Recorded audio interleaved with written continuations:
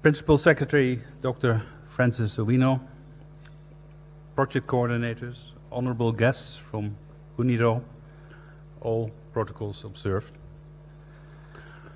SMEs are the backbone of every economy in the world. They employ, on average, 60% of a nation's workforce. They feed our population, they provide transport, they entertain us, they dress us, and they cater for our holidays. We celebrate entrepreneurship, and we watch in awe how the likes of Steve Jobs, Elon Musk, or Jeff Bezos transcend unthinkable borders and change the world. But that's the tip of the iceberg. It's the part that we, as customers and onlookers, see and enjoy. But underneath the surface, the story is very different. When we zoom in on the men and on the women who try to make things happen, we see relentless hard work, we see dreams that so often are out of reach, we see deals won and we see deals lost, we see worrying about meeting the next payroll, and we see worrying about chasing clients that pay late and derail our entire business. This morning, we're talking about entrepreneurship, a topic that is broad and that is wide and can be discussed from many different angles. In the next 5 minutes, we're not focusing on startups, we're not focusing on youth programs, and we're not focusing on micro businesses. All of these groups need and deserve our support, and they have the full attention of government and of private sector institutions. But there is one group of entrepreneurs, of SMEs, that seems to be perennially overlooked. And I'm really talking about those small businesses climbing the pyramid, crossing bridges and hurdles, only to see even bigger summits to be scaled. Entrepreneurs who do not use the word challenges, but prefer to call them opportunities. Companies who, through years of blood, sweat and tears, and often against the odds, have created a viable and proud business. A business that creates annual revenues of 50 million shillings, of 250 million shillings, or perhaps even 500 million shillings. They are the trailblazers of the private sector. They are the scouts of a large army of aspiring followers. Well, what is then the problem, you may ask? Why do we need to concern ourselves with them? They've already made it, haven't they? Not so. As these entrepreneurs grow their businesses, each time they reach a new plateau or climb a new mountain, they will need to tune their business, their marketing, their operations, their product service propositions to an ever more competitive and demanding marketplace. As we attempt to scale Mount Kenya, and some of us here have done that, we know that we need help from an experienced guide who knows the landscape and can help us avert serious mishaps. In the business world, it is really no difference. It can be a matter of life or death. Creating a successful, town-based local business is no mean feat whatsoever. But building a company with countrywide customers is infinitely more complicated. But growing to the level of competing regionally or internationally is an entirely different ballgame. And the simple truth is, ladies and gentlemen, we do not have enough SMEs in Kenya that reach that level. Companies that build the Kenya brand at home and overseas. Companies that meet or exceed world-class standards, that compete internationally or become preferred suppliers of large domestic corporations. And that now brings us to KIEP250.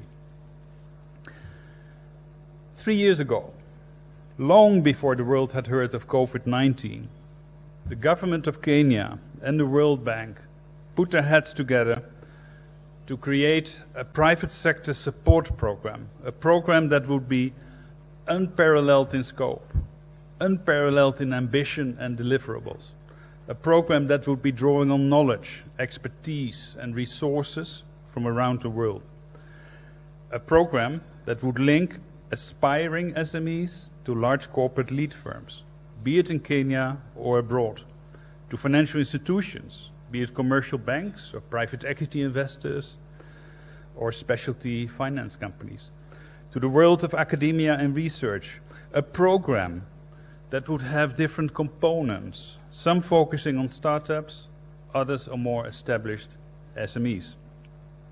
Ladies and gentlemen, today, later this morning, we are launching the first part of what has become known as the Kenya Industry and Entrepreneurship Project, in short, KIEP.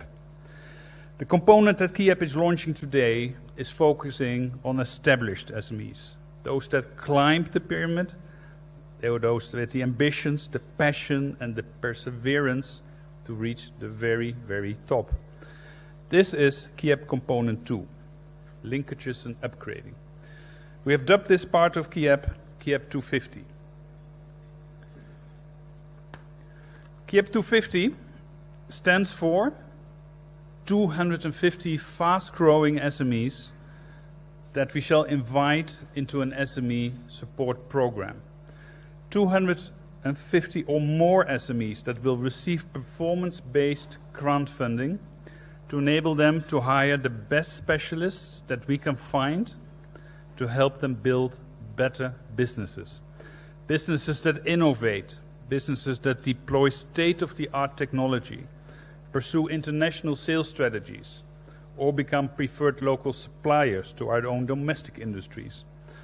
Over time, successfully competing with international rivals through better products and eventually viable competitive pricing. So let me, in the next minutes, briefly explain how KIEP250 is going to work. First of all, the objective of KIEP250. The objective is really to help SMEs foster innovation, create productivity, and pursue market linkages. How are we achieving that? Over the next 4 years, KIEP shall be organizing 6 calls for application. And the first call will open by the end of this morning. From the SMEs that apply for inclusion into KIEP, we shall rate, we shall assess, and we shall shortlist approximately 40 to 50 SMEs to participate in each of those 6 cohorts over the next 4 years. Eligible SMEs must meet a number of criteria. The first one is sales. We focus on larger SMEs, those that generate annual revenues of at least 50 million shillings per year and have the capacity to grow this many times over. Priority goes to SMEs that are active in manufacturing, active in healthcare, active in food security or affordable housing. Another important eligibility criteria to be included in KIEP is what we call nominations.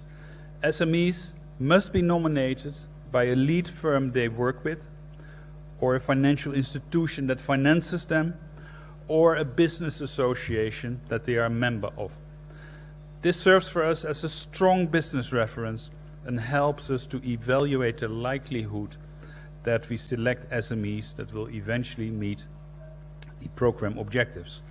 Those SMEs that make it to the short list will be diagnosed by a team of KIEP250 business consultants to assess their strategy, their business model, operations and controls, and to bring areas of improvement to the surface. Based on these gaps for business improvement, a performance improvement plan is drawn up that highlights the areas where KIEP can provide financial support and technical assistance. Our focus will be on solving gaps in the areas of innovation, technology, and improving management skills. KIEP250 will work with the best specialists we can find in Kenya and sometimes overseas to address these business improvement areas that may enable SMEs to reach new heights. We, as KIEP, shall bear the bulk of the costs of hiring these specialists. Recruiting, requiring the SME to provide an own contribution in the area of 30%. A few examples that KIEP could fund and support to visualize it for you. We could support SMEs in installing a new enterprise resource planning system. We could allow a healthcare provider to manage services and supplies. We could be deploying a fruit management system for an aspiring horticultural exporter. We could provide management coaching for a company in the midst of a business transformation. A cash management system to track timely payment by off-takers. A digital marketing platform for SMEs building alternative distribution channels. The list how we can support SMEs is truly endless. So, coming to the end of my speech, let me summarize what KIEP250 does.